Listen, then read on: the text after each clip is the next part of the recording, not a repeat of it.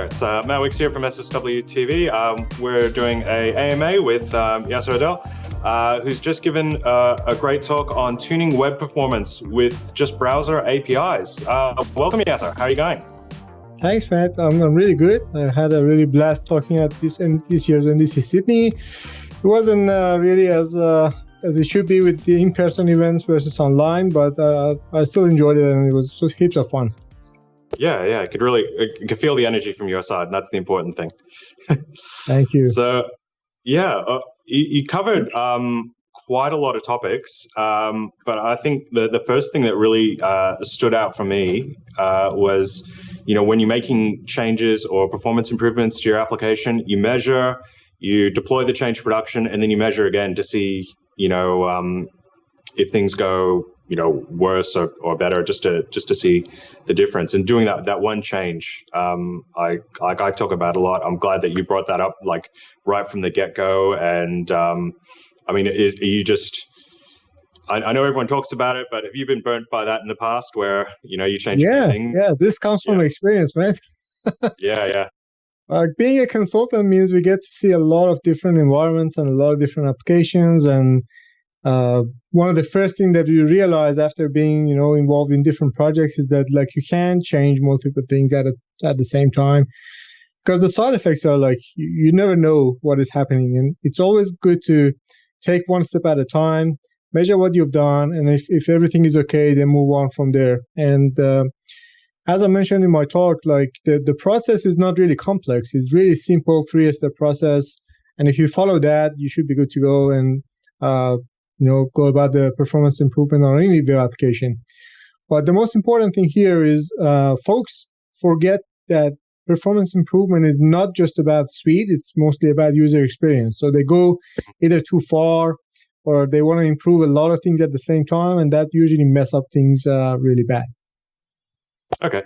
So it's not about speed. It's not it's not about that time to first byte. That's not the be all end all with the performance that we're talking about. That is one measure when you measure the performance. That is just one of the metrics that you go through. There are multiple different metrics, and as I mentioned before, the perceived performance is sometimes more important than the actual performance, because sometimes you can't do anything. You're bounded by some restrictions, for example, in your infrastructure or in your application code base, or the code base is too old. And if you want to refactor, you have to put a lot of energy to change a lot of stuff. So those subtle changes where you improve the perceived performance sometimes makes a big difference. As I mentioned, there are multiple different metrics. You just need to pick and choose what works for you. There is no silver bullet. There is no one solution works for all scenario here. You need to find out what is the most important things for you, for your product, and for your users, and then adjust your solution and your basically performance improvement steps based on that. Okay. So if we're measuring if we are going to be measuring our perceived improvement, are there you went into some browser APIs that we can do this with? Do I have to go into that? Should I be using third-party tools? If there's I've got all these options. At what point do I move to do I use Raygun or App Insights? I'm a bit lost there. There's so many things to do. So as I mentioned, there are multiple different solutions out there, from third-party tools to built into browsers and a lot of different stuff. Now, tools is just one mean to give you enough to get started, right? When it comes to performance improvements and measuring the perceived performance, especially because it's mainly focused on the users, you can't really measure the perceived performance by tools, if you know what I mean. You have to use your a set of users where they sit in front of a computer and they test the application, they go through the flows, and they measure stuff by just seeing and doing the operations themselves. You can't get there by just tools. And that's a really important part of the perceived performance, because perception can't be measured by computers, if you know what I mean. It's all about human interaction, and you need humans to be able to figure out how is the perception of your website.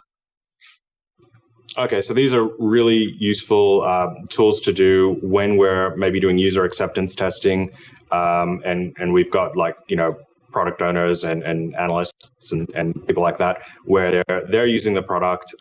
We want to make sure that they're getting a good experience, but we'll use the third-party tools when it goes out to production to try and get some different type of analytics back. Am I getting that right? Yeah, definitely, because this is a collective set of information that you have. What you need to have is basically the information about the perceived performance and the information about the actual performance, so first byte, first contentful paint, and all sort of different stuff. And then you collate that information into a set of high-level metrics, as I mentioned, through those 5 high-level metrics. And then you score yourself in each of those metrics. And then you need to, it's like a gauge. You need to balance like what you need to get in each of those metrics to be able to deliver the best user experience you can for your own users, because every set of users have a different perspective when it comes to using a product. So it's always make sure that you go through the whole thing, not just one side. You need to measure a lot of stuff, especially in the production environment where you're talking about like app insights or even the APIs that I showed you today. They can be used during the in the production environment, and they're mainly reliable because you've already written code for them inside your application, so you don't need to load any third-party tools or any external dependencies where that actually might be a point of failure for you. Mm-hmm. Okay, so we're measuring, we're making these changes, we're tracking the improvements. We're doing this in the browser. I know in the talk you're talking about the Lighthouse CLI, Lighthouse being one of the tools where we can measure, browser, how the browser is performing. Do you do that on a lot of your projects and have builds fail where the performance drops beneath a certain point? So maybe like performance or maybe your SEO needs to be at a certain level for the build to pass. Are you doing that in your day-to-day? Well, definitely. One of the good things about Lighthouse CLI is that you have the ability to create something which is called a performance budget. Performance budget is a JSON file which you can create, and you give your information and you put your criteria in that JSON file, and that's what it gets actually compared when you're, for example, deploying a new PR into your environment. That budget file is used for a lot of different things.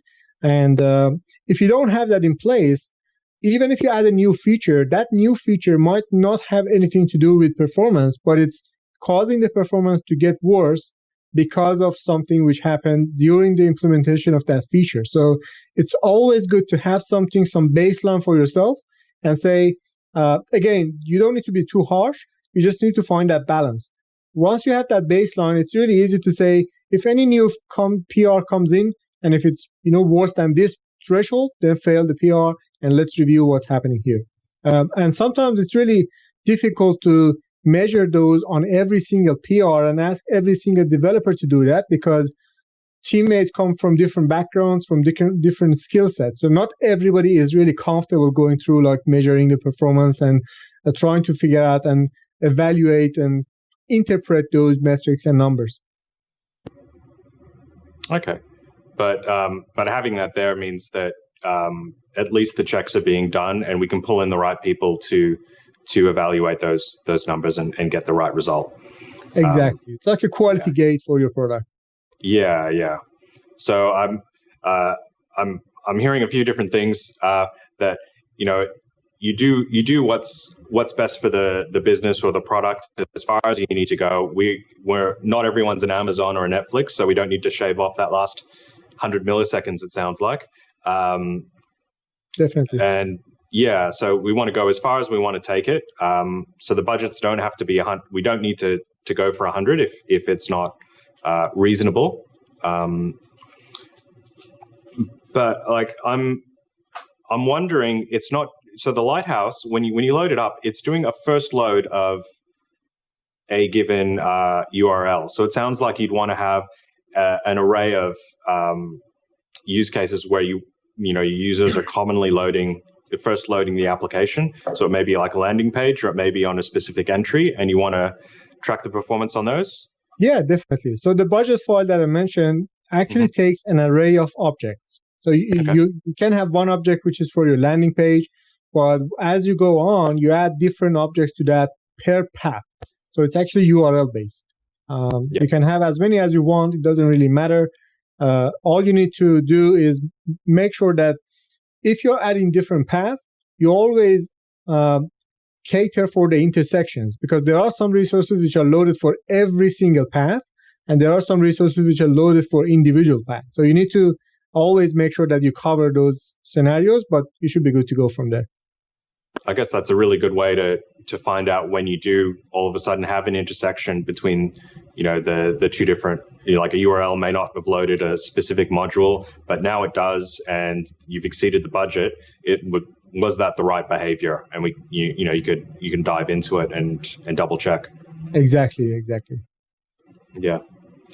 So I don't know. I was getting weird and wonderful ideas while I was listening to your talk, where we're doing Lighthouse when we're doing our on our PRs. Could we fire up Puppeteer and start pulling out logs out of these performance metrics? So we've written code in the application to test performance. Could we be pulling that in and using that in our as part of our automated tests? Yeah, definitely. Like all of these APIs give you some information, and depending on where you're storing this information during your application runtime, and remember that these are runtime APIs, they're not really there to look. Some of those APIs give you some insights around the load speed and like how long the resource took to basically like the get request took or the post request took and whatnot. But here, what we're talking about here is like storing that information somewhere allows you to use any tool that you prefer to interpret those metrics, to go back and look at the bigger picture when it comes to your overall application performance rather than just the individual path, because you might have different metrics for like the overall performance versus a metric for the individual page performance. So that's also one thing that you need to consider. But as it comes to tools, whatever the tools that you're most comfortable with, you can get those information out and use that tool however you like. There is no good or bad solution for like evaluating those numbers when it comes to measuring those performance metrics. Okay. I feel really old when I was watching it, because I remember, before I knew about all these different methods of capturing the performance metrics out of the tools, be constantly writing the console.log statements and putting timestamps and try and capture that. So it's so much nicer doing it, especially when you could correlate. You had different ways of capturing the what was it? There was marks, there was measurements on the performance APIs. Yeah. And you can collate them, and it's giving you much richer information than just timestamp. So that exactly. was really cool. Yeah.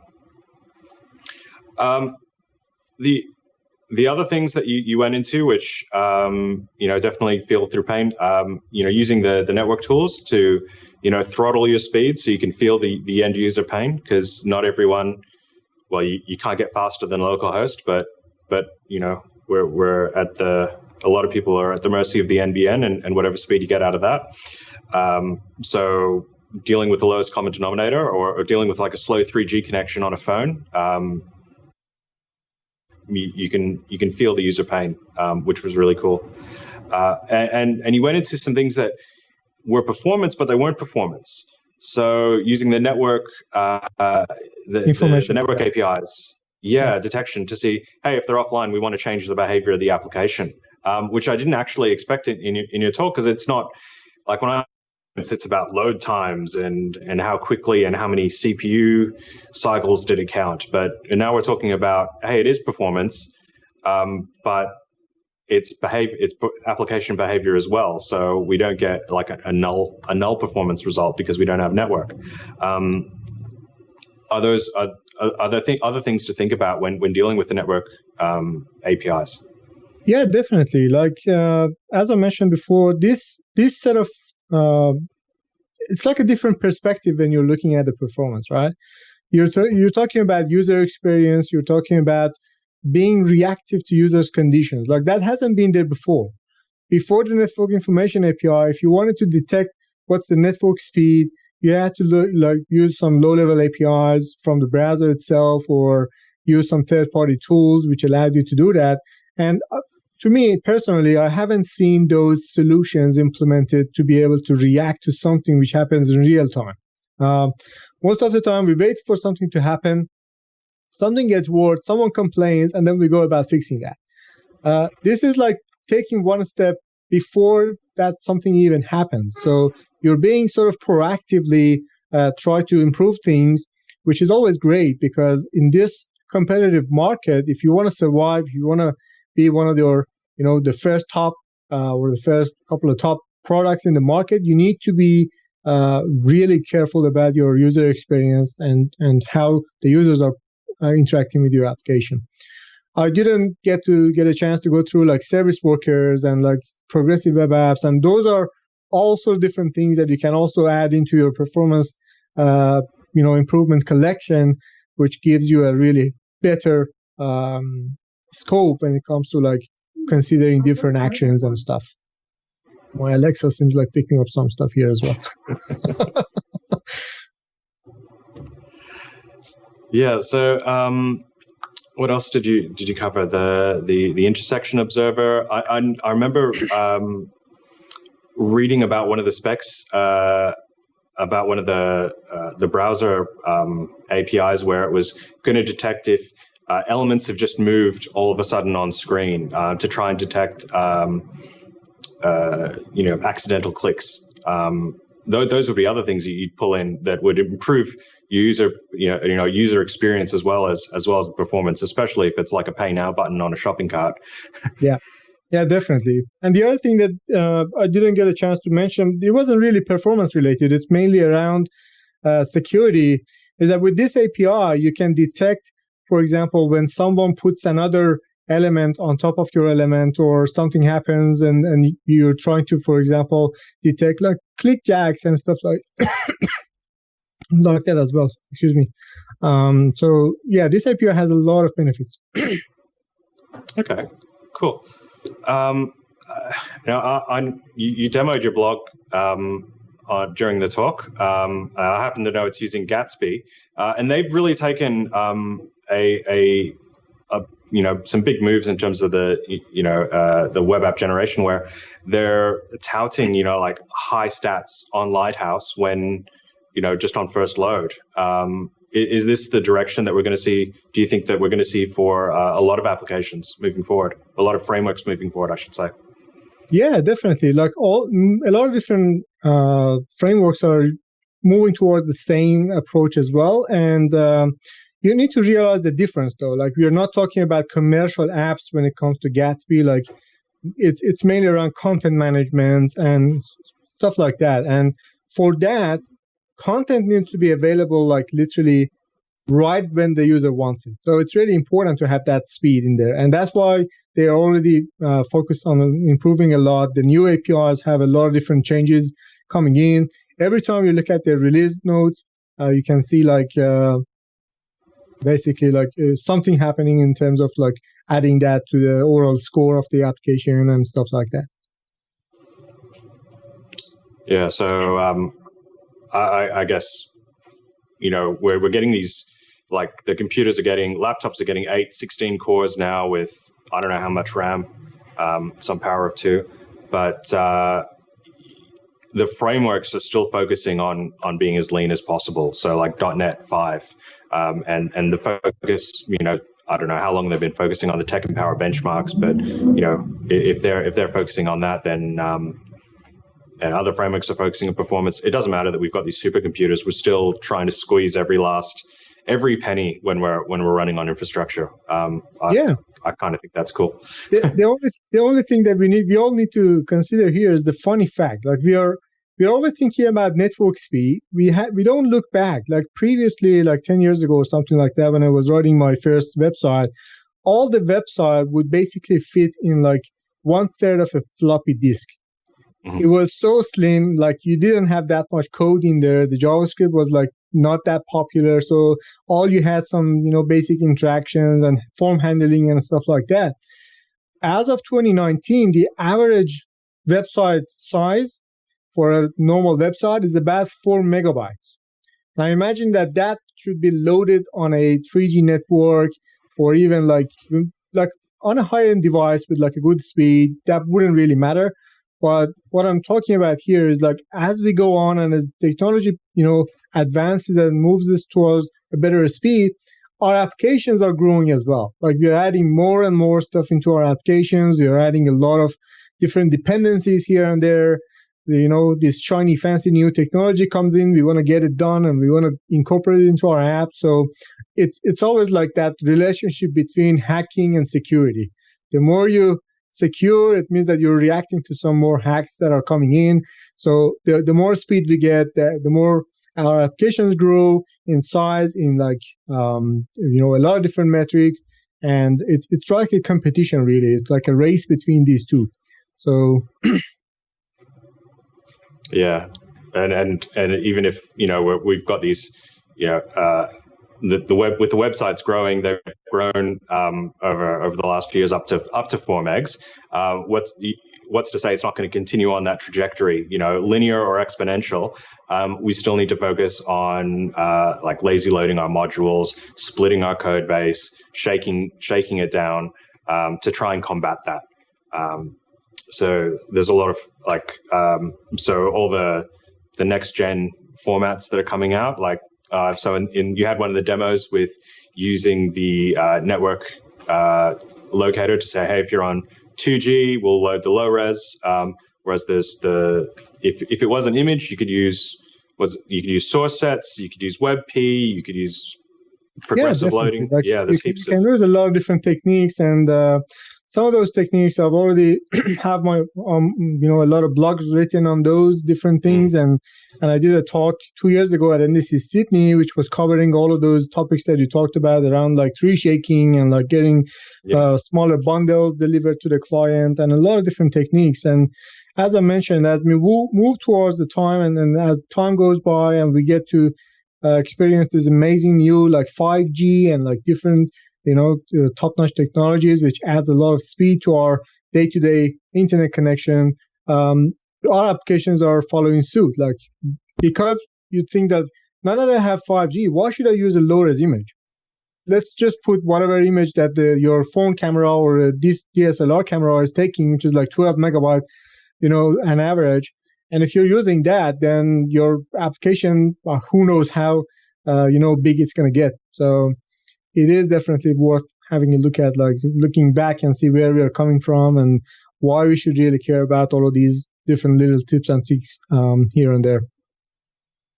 So to summarize, hypothesis-driven development.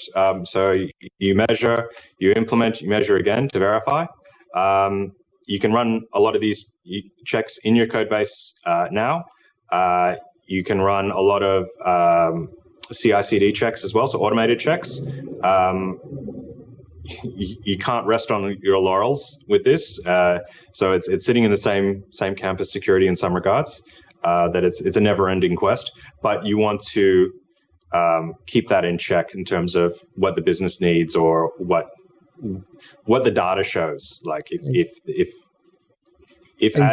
making things 100 milliseconds faster adds $300 million to your bottom line, well, it sounds like it's most probably going to be a good investment. Exactly. Yeah, you summarized it perfectly, man. Cool. Well, this has been a lot of fun. I hope you have a great time at NDC for watching the rest of the talks. You can sit back and relax. Thank you. Yeah, I sort of almost lost my voice, but yeah, it was good to have the workshop and the talk, and we have a lot of people from our company as well presenting, and we have a lot of people from SSW presenting, and the community is really strong. I'm really hoping that there will be lots of tips and tricks for people who are attending these sort of conferences to take on from there and go and do about like day-to-day businesses, like day-to-day jobs.